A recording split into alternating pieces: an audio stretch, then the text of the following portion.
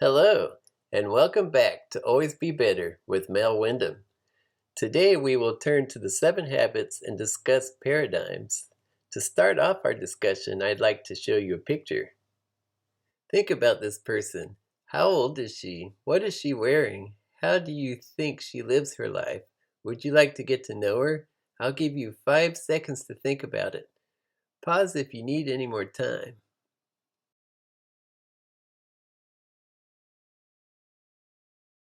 Okay, we'll come back to this picture a little later. What is a paradigm? It's a way of looking at things. Each of us has different ways to look at life. We have a sense of how things should be, how people should behave, how we should treat each other, and so on. Some of us may have an overly optimistic outlook on life, and some of us may be more pessimistic. Stephen Covey presents 2 paradigms as an example. Throughout the 1800s, a character ethic prevailed. Think of Benjamin Franklin. If you're a good person, honest, hardworking, patient, modest, courageous, and so on, then you will do well in life, and people around you will also benefit. Perhaps you think of these people as do-gooders. Then, after World War I, a personality ethic arose. Think Dale Carnegie and practically any politician. If you are friendly, always smiling, having a positive attitude, developing personal skills, and always interacting with others, then you will do well, and so will the people you touch.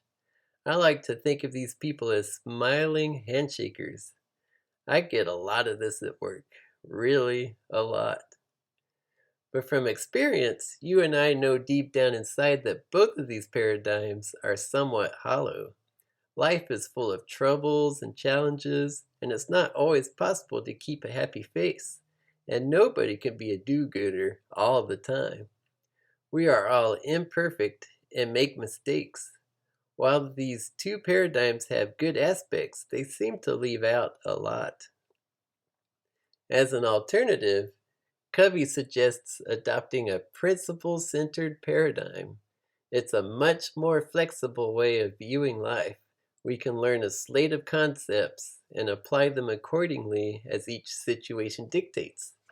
He lists fairness, integrity, honesty, human dignity, service, quality, excellence, potential, growth, patience, nurturance, encouragement.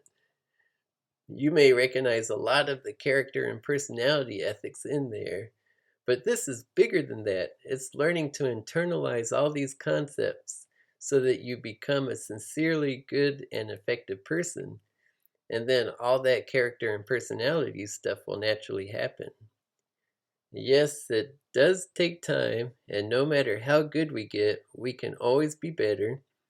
There is no get-rich scheme to magically take us to success and happiness. But we are not powerless. There is a way to get there. We just need to find it, and it's different for each of us individually. The first step is to realize this. As we struggle in life or feel stuck, angry, or sad all the time, we're most likely using the wrong paradigm. This is where paradigm shifts come into play. Often when we've been viewing things the wrong way, we learn something such that everything suddenly becomes much clearer. A eureka moment, as I like to call them. Consider a battleship captain on a dark, stormy night who sees a light approaching on a collision course. The captain radios ahead, "Ship, alter your course 20 degrees or we're going to crash." The response, "No, I advise you to alter 20 degrees." "Well, I'm a captain, and you need to yield." "Well, I'm a lowly seaman, and you better yield." "I'm a battleship." "And I'm a lighthouse." Can you imagine what the captain thought next? Here's another story I've heard frequently. A father catches his son scratching up his car with a rock. He thinks, "What the heck? This car is expensive. What is he doing?" The father gets angry, spanks his son, yells at him, sends him to his room, and the boy cries all the way into the house. Then, when the father turns around to survey the damage, he sees scratched on the door, "Happy Father's Day." I've found that paradigm shifts are often more subtle than these stories, but I love them all. They happen often. As I learn more things, life becomes clearer and makes a lot more sense.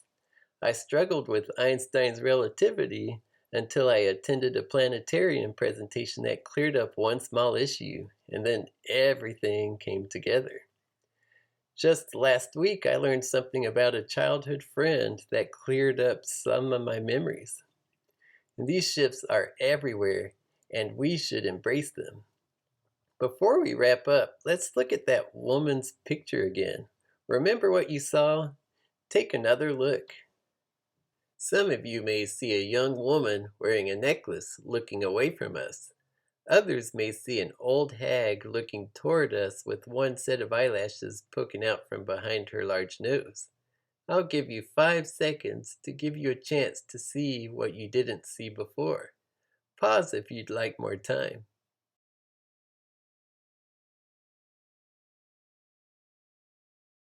As we progress through this video series, I invite you to have an open mind. Be willing to see things a different way. If you do, I promise that it will be a rewarding experience.